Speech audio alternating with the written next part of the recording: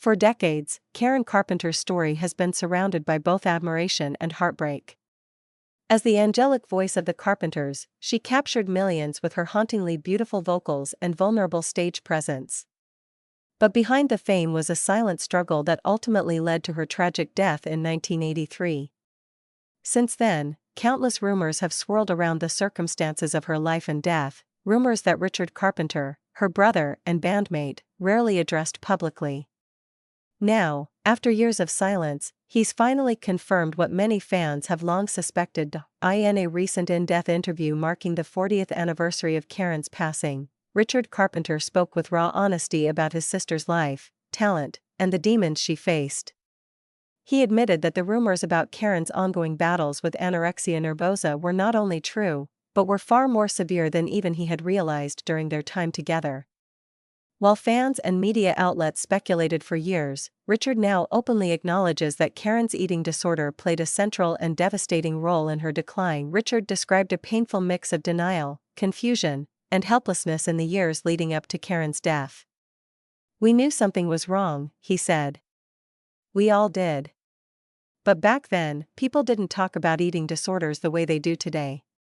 It wasn't something you recognized right away. And even when you did, there wasn't much information on how to help."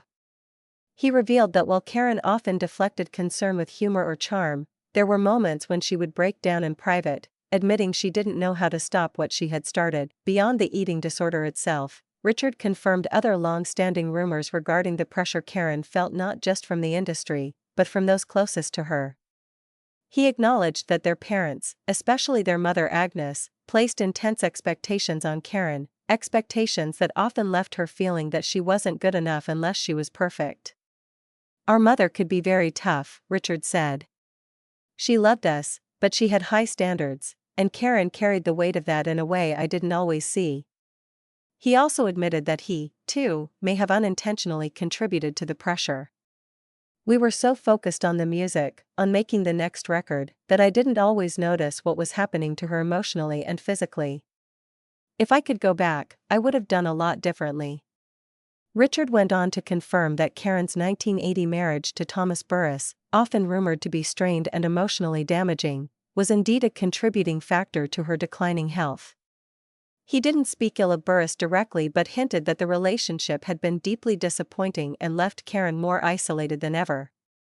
She wanted love, family, children, all the things she thought would make her happy. But that marriage didn't bring her what she hoped for. One of the more sensitive rumors that Richard addressed was whether Karen had tried to seek help toward the end of her life. Many had speculated she was making progress before her sudden cardiac arrest. Richard confirmed that she had entered therapy and was trying to recover. She was eating more. She was working on herself. And she was hopeful, he said, his voice cracking slightly. But her body had already suffered so much. It just couldn't take any more. By finally speaking candidly about these long-whispered truths, Richard Carpenter has not only honored his sister's legacy but also helped shed light on the real pain that existed behind the beautiful voice. He stressed that while Karen's story ended in tragedy, it should also be remembered as a cautionary tale about the importance of mental health, compassion, and not waiting too long to say something. "She was the most talented, kind-hearted person I've ever known," Richard said. "And she deserved a lot more time in this world." With his honest revelations, Richard has helped fans understand Karen not just as a star, but as a human being, flawed, gifted, and ultimately lost too soon.